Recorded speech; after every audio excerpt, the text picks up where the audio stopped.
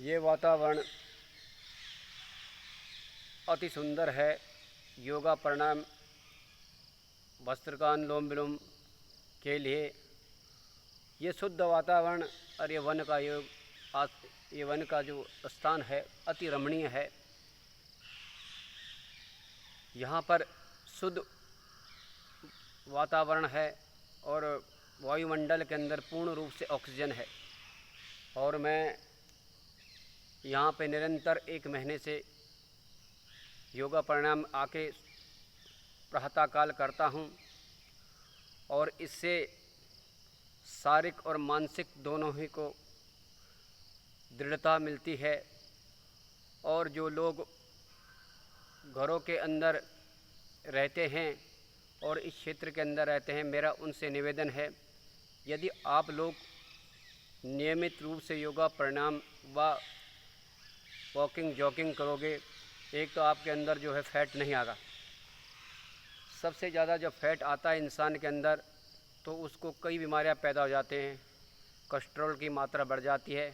Fat आने से जब हम घरों के अंदर नियमित खाना खा के भोजन करके शाम का सो जाते हैं तो हमारा वो भोजन पचता नहीं है, जिससे डायबिटीज़ या शुगर हो जाता है।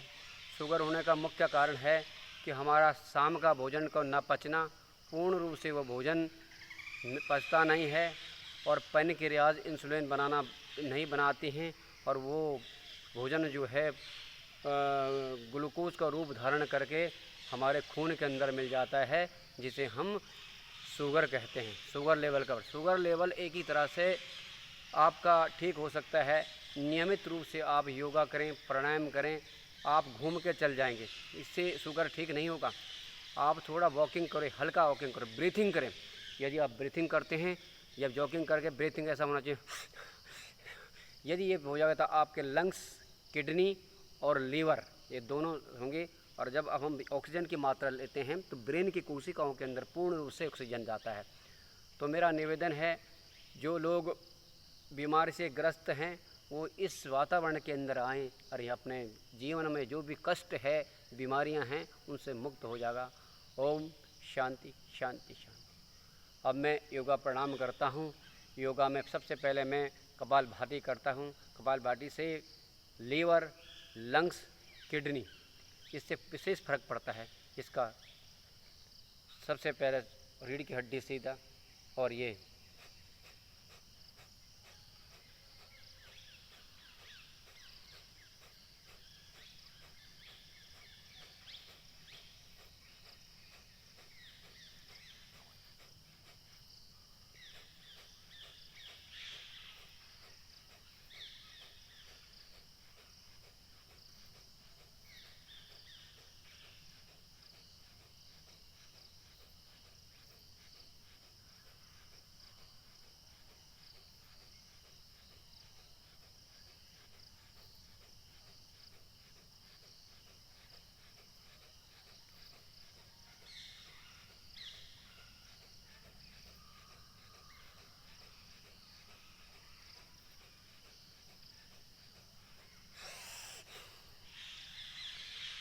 अब जिन लोगों को निद्रा नहीं आती, नींद नहीं आती है पूर्ण रूप से, मानसिक तनाव, डिप्रेशन जिन्हें होता है, उनके लिए सबसे बढ़िया है अनुलोम विलोम।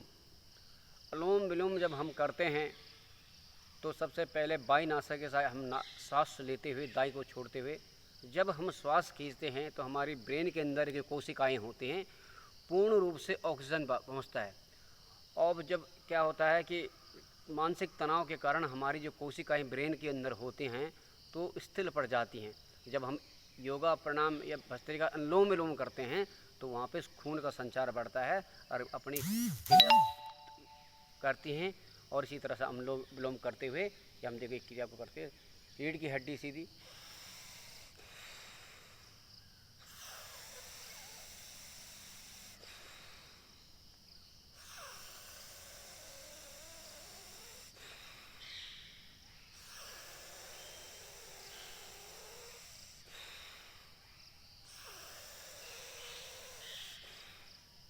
अब दाईं नासिका के खींचते हुए अब बाईं से छोड़ते हुए,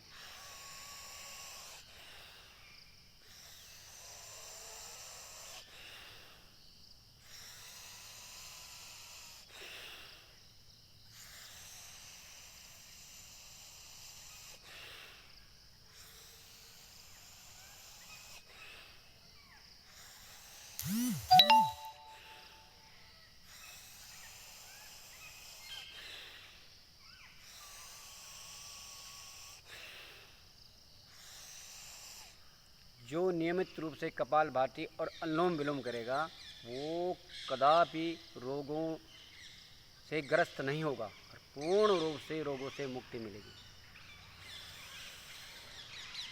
अब हम भस्त्रिका।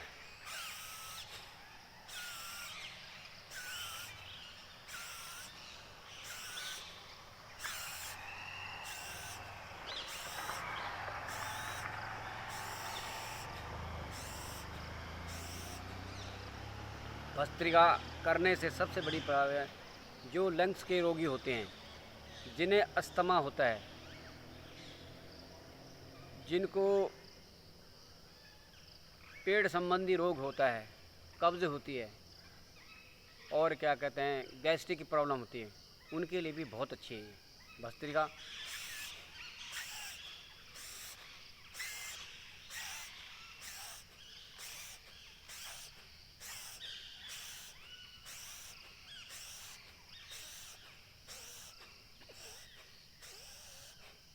ये भस्त्रिका। अब इसमें हम करेंगे आपका ओम का उच्चारण। ओम का उच्चारण पूर्ण रूप से मन लगा के अपने आप को बिल्कुल केंद्रित करके वाइब्रेशन पैदा करते होठों से ओम का उच्चारण हम करेंगे। हो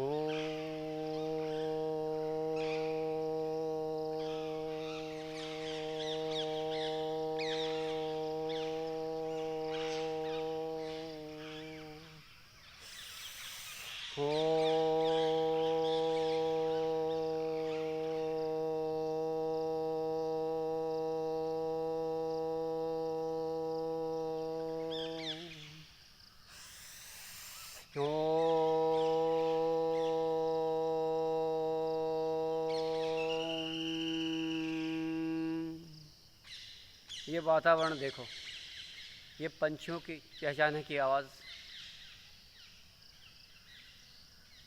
ये जंगल का सन्नाटा, व पत्तों की आवाज़, पक्षियों की आवाज़, व अन्य जानवर जैसे यहाँ पर हिरण, हाथी, नीलगाय और जंगली सुअर इत्यादि जंगली जानवर काफ़ी मात्रा में है। और यहाँ पर सामने जंगली जीव जंतु बहुत हैं। इस तरह हम अब योगा प्रणाम भी साथ साथ करते रहें और इस रमणीय जंगल का रमणीय जंगल का लुत्फ़ लें और पूर्ण रूप से हम श्वास को छोड़ते हैं।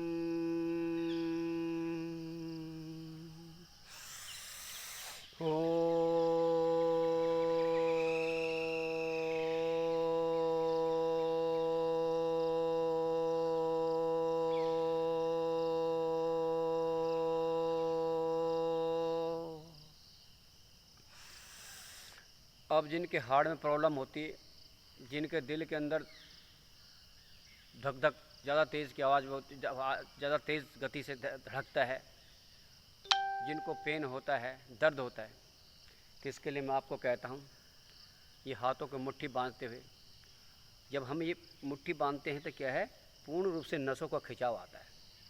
ये प्रैक्टिकली मैंने कई लोगों को कराया है और 100% लोगों का इसका रिजल्ट आता है। मुट्ठी बांधते हुए, ये मुट्ठी बांधते हुए छोड़ते हुए, मुट्ठी बांधते छोड़ते हुए, मुट्ठी बांधते छोड़ते हुए, मुट्ठी। अब हम इस क्रिया को 10 बार ताली बजाएंगे। ताली बजाते हुए 1 2 3 4 5 6 7 जब हम ताली बजाते हैं तो नसों के अंदर वाइब्रेशन पैदा होती है, जो ब्लॉकिंग होती है ये ब्लॉकिंग